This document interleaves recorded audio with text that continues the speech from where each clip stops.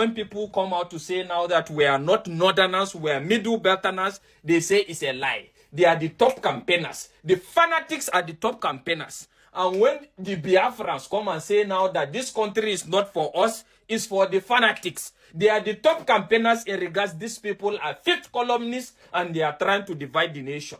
But staying this way now, all they are trying to do is to ensure a situation where they marginalize everybody and subject everybody to this their animalistic point of view. All right, today I want to take my time to talk about religious extremism in northern Nigeria.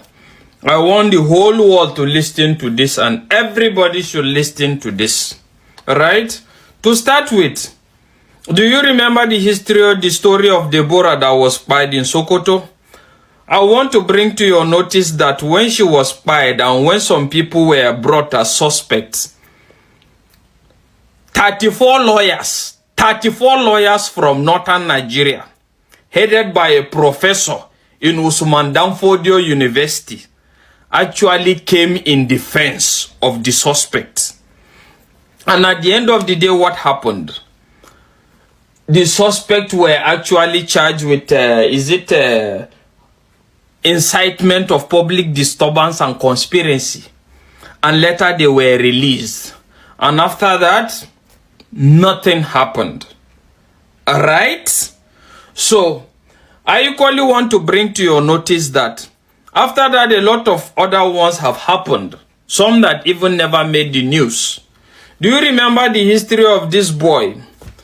I think this boy, he's a Muslim, he converted to a Christianity, or he left the religion generally, but at a point in time. But what I'm trying to say is, first of all, a bounty was placed on his head. A lot of northern content creators actually publicized the placement of the bounty. But later he was unalived in Lagos. It never made the news, he was unalived. But a sheikh came out to celebrate his spying.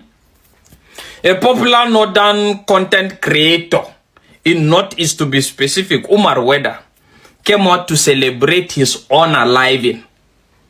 Do you get it? Came out to celebrate his unaliving. And that is what should be done. After making several videos in regards why this boy should be pied. Do you get it? They came out to celebrate. And, okay. Before we go more, I have a video to play to you in regards the take of a minister. That's, is it Musawa or what is that her name? That came out to speak in regards the next election. In regards the replacement of Shetima with any other person or as the case may be. And this is what she has to say. Let's listen. If APC toys with the idea of changing Shetima on the ticket, APC, it might be risky. I think so. I think so. I really do. I think if we toy with changing the construct of what we have now is a problem. If there's no northern, and I'm going to say it as it is, if there's no House of Fulani Kanuri Muslim on that ticket, it just creates it's a hurdle. And that's the reality of the way the people think.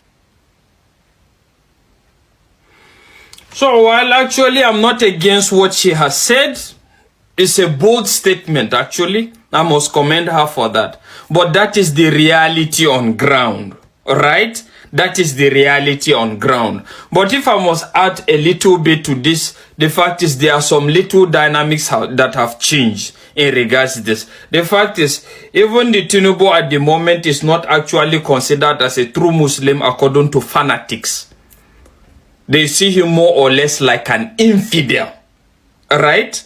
They see him more or less like an infidel. So whatever he does at the moment, is not actually going to guarantee. It's just going to make, just like you have stated, is going to make the victory or his winning much more harder. But that doesn't mean that he will not win with the present situation on ground, right? And apart from that, apart from the issue of him winning the presidency or whatever, the fact is there's a new dynamic that has been added to this, which is the fact that I think the minority are gradually coming up to speak more.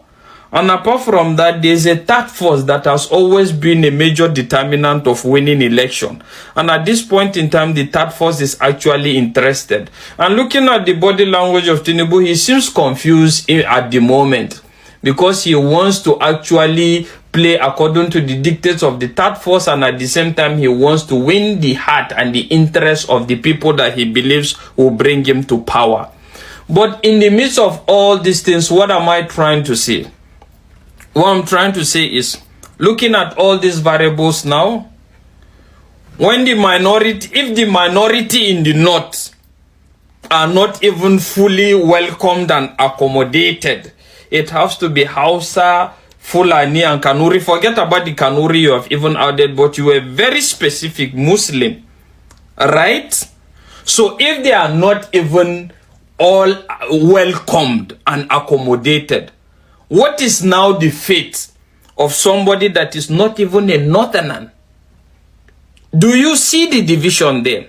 But funny enough, when you talk about this reality now, that Nigeria is divided across board and there is no way forward in this regard, you are actually considered as a divisive element, that you have been paid, you have been sponsored to do these things. And apart from that, they say you are not a true northerner. You are a munafiki, just like other people call me. They say I'm a munafiki, right? But this is the truth. And if you ask me, in the midst of all these things now, what does Simon K want? All Simon K wants is a society where everybody, irrespective of religion, tribe, and other social norms, is actually accommodated and welcomed. Just like what we see in other developed nations and why we are running there. That is what I want. My intention is not to cause harm by virtue of your religion or your tribe or whatever, even if it's monkey that you believe in as your God. As long as your social vices doesn't interrupt with my freedom, it's fine. And there will never be a point in time I will try to impose my own concept on you. And the fact is, I strongly believe in the supremacy of the law and nothing more. But what do you do when you have people that don't actually believe in neither of this? And they are actually expecting you to live according to the dictates of their ideology. And if there's anything I have to tell, I want the international community to pay attention to this as well. So when people are trying to downplay the existence of religious extremism and Nigeria gradually becoming the hub and the headquarter of religious extremism, show them this. And tell them that in the history of Nigeria, there has been unaliving on the basis of religious extremism, and there has never been any one conviction. And in regards this extremism, that it only stems from only the north. The north that used to be wonderful and good, but now is so full of evil. And it will be a disaster for any right-thinking man to sit down and think that we are still one and there's still light at the end of the tunnel with this incompetent government and the growing of these radicals that are bent on ensuring that everybody must do things according to their dictates. Make gonna listen within this Muslim man when Eda and Damina they talk. Say killing they permit in Quran. If you don't believe in Quran, make them kill. If you don't believe in Allah, make them kill. Listen within two of them they talk. This radical Islamism, is there provisions for it in the Quran or in the Hadith? I mentioned the verses. Oh. Go and kill your neighbor. Oh. Go and kill infidel. different verses in the Quran that mention almost 10 places in the Quran that Quran mention go and kill. In the Quran chapter 2 verse 119 say that slay the unbelievers wherever you find them. In the Quran chapter 5 verse 33 say men and crucify the infidel if they criticize Islam. Quran chapter 8 verse 65 say unbelievers are stupid. Muslims are urged to fight them. Quran chapter 9 verse 123 where I read, make war on the infidel living in your neighbor. In the Quran chapter 3 verse 28 said that Muslim must not take the infidel as friend. Wow. In the Quran chapter 8 verse 12 say, terrorize and behead those who believe in scripture other than Quran. In the Quran chapter 9 verse 5 say, when the opportunity arise, kill the infidels wherever you find it. In the Quran chapter 22 verse 19 say, punish the unbeliever with garments of fire, hot iron rods, boiling water melts their skin and bellies. So different places, even in the Quran chapter 3 verse 85 say that any religion other than Islam is not accepted. In the Quran chapter 8 verse 60 say Muslim must muster all weapons to terrorize the infidel. In the Quran chapter 9 verse 30 say the Jews and the Christians are afraid to fight them. In the Quran chapter 47 verse 4 say do not seek peace with the infidel. Behead them when you catch them. This is Quran. This is not even hadith. This is not hadith. This is Quran. When you go to the hadith, say that even when you are walking around, a Christian or Jew is come close, don't give him away. Just push him and go. This is what hadith says. So all those jihadist terrorists, ISIS, Al-Qaeda, Ansaruddin, Harakat al-Mujahideen, Hamas, Boko Haram, ISWAP, Lakurawa, Kidnapper, all even this Bello Turji, they used to mention Allahu Akbar when they are killing people. Yes. So all this genocide that is happening in northern part of Nigeria, all of those things is teaching from Islamic. Is the problem that affect Niger, is the problem that affect Burkina Faso, Mali, all West African countries. So we are not in peace. When you go to Southern Africa, you will see peace there. No any fight, no any problem there, except when you go to Republic Democratic of Congo, where they are fighting against the mining there. So only problem there in South Africa, but here in West Africa, we are suffering with different problems. Now make a tell you now, you see that law of Moses, do me, I do you, God no go vex. I know they're in the style of that Christ side. When you slap this side, they say, turn this side. They slap this side. Turn this side, they slap. You go agree? No raise your hand to slap me because I no go agree. I no go wait to slap me. No raise your hand up. And they hear me? The Nigerian government don't want the world to know what is happening to us in Plateau. They don't want us to make recording. No. We'll record everything. Nobody will stop me from recording what is happening in my life. Nobody. After all, they say there's no genocide. Why are they afraid of recording? If there's no genocide, let them allow the world to see that there's no genocide. Benue governor said no genocide. The priest. And that is why they are working together. It's a synergy of connection to please Islamic people. Because they know how their account is being full by money sponsored from the Middle East, Arab nations. Are pumping money into Nigeria. And they buy their ways with the 9 million for lobbying a company in America. And I thank God, God has answered my prayer. It's the secret of what is happening. And look at us, we are going for these people. It's a shame that Nigeria as a country, has gotten to the level where the government, the people who the Nigerian people are selected or elected, as it were, into office, have now turned to become the enemy of the same country. Okay? Now, You guys don't understand the gravity behind this $9 million that the Nigerian government is paying to the lobbyist company in America to lobby on their behalf. Now, I will explain to you guys properly. Just follow me steady on this video. It might be a little bit long. You know, lobbying is a process of, you know, to table your matter, you know, before the American government, so that your name that has been indicted or dented, as it were, they will give you a room for your voice to be heard. Now, for you to come and explain to them why your name should not be in that light. By so doing, you are likely to wash off that dent off your name. And we all know the Nigerian government, the current government of Nigeria, with all sort of lies, they go there, they will put up those lies to clean their name off the Christian genocide and the buying of people in Nigeria that has been put on them. Now, let me explain to you guys what the lobbying is like.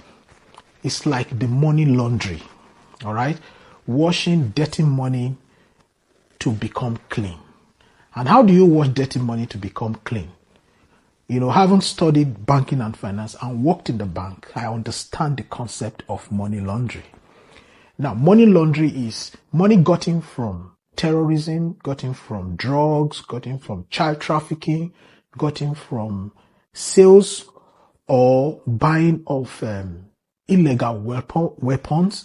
This money are now brought, instead of being paid into an account, because you can't have an account like terrorist account or Boko Haram account. No, those money now are to be spread. You are supposed to spread those money into different accounts in their trickles, right? So you spread those money into, most of the time they use these NGOs account, they use charity organizations account, they use religious account like churches and mosque to pay this money into.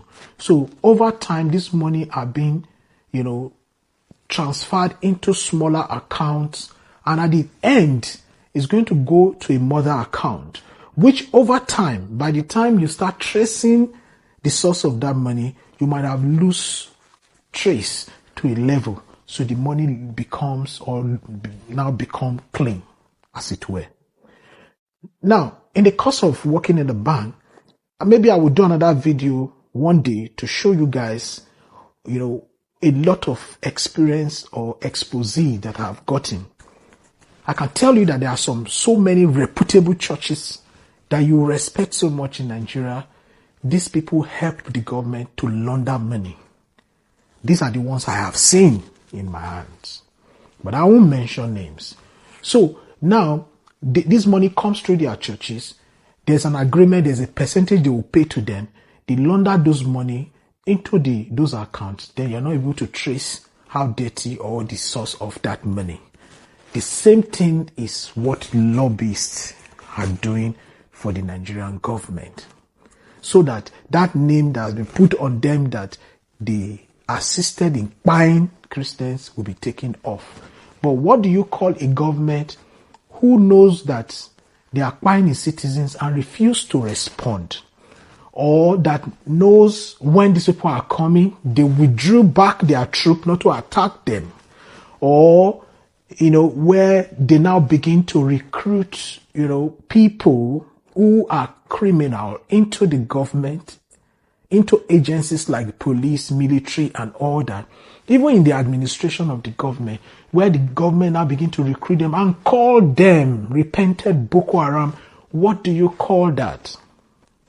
It shows that our Nigerian government is so complicit that they are now part of these people against its own people. Now they are spending up to $9 million to wash off that name. But the truth is that there's no amount of way they would have gone with this. The whole world now knows. They have seen that this government is part of it. So it's not going to work. Now, they stop a lot of people from videoing, they stop a lot of people from posting things on social media because they don't want the international community to know. So, if your name is actually clean, why do you stop people from videoing this thing? If you are doing what you're supposed to do. So you now see the reason, the extent why they are paying up to that amount. $9 million is not a joke. If you have $1 million abroad, you'll be worshipped. If you have a $1 million show as an artist, you'll be worshipped. As a government personnel, you can't even have that kind of money, but our government is taking our taxpayers' money, taking the money that belongs to me, that belongs to you, and take it abroad to a lobbyist company to help them lobby them, table their matter, to lobby the American government so that they can be favored and their names being taken off what the whole world knows that is true. If you live in Lagos, if you live in Port Harcourt, if you live in Benin City, Warri, if you live in cities where this buying is not really affecting you guys, I know you are the type that will come to my comment section to be talking rubbish. I would advise you, take your bag and go to Benue, go to Plateau, go to this Kaduna, go to those places and live. If you'll be able to live there for 1 week. Nigeria is actually on the siege. We are going through serious problem that we will not be able to come out from in the nearest future. Hi, welcome back. I hope this that is going on here, you feared them. You feared the first Arewa guy and what he has to say concerning the extremists that are unaliving people and still don't want Nigeria to divide. Although if you give an ear to what he explained, I mean the first guy that speak here, you will notice a lot of things. There are some things that is being hidden from us that we don't know that he has brought it to us to know. Although we only know the death of this lady, Deborah Samuel, then we only heard about her own death and how they take by her. But the death of the older young guy who converted from Islam to Christian and be unalived, that he explained, we have not heard it.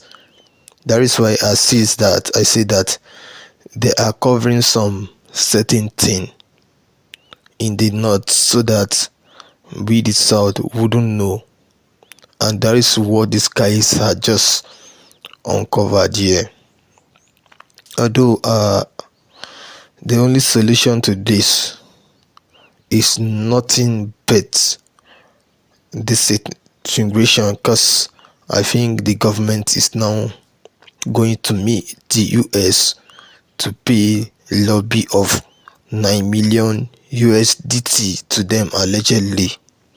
That is what is going on here, because as it is now, the government is not ready to protect you and me, because if they can go there to pay 9 million USDT to these people, there is no way they will go against this extremists that are disturbing the life of Nigerians. This extremist now has not started today. It has started a long time ago in the north, and what they are doing, they have different things doing there. That is why when you see Osabuja, the man from the Niger Delta, speaking here, he says that if any of the extremists do anything to him, he will not wait to listen to anybody. He would go against them back.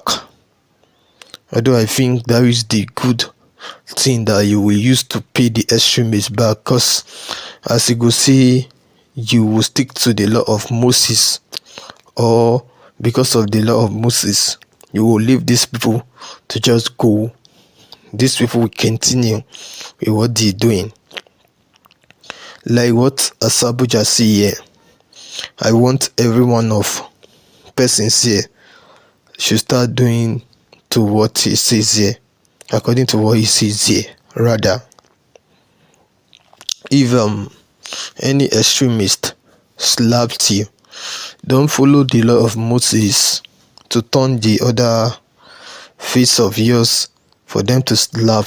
Just the moment the person slapped you, you can slap the person back.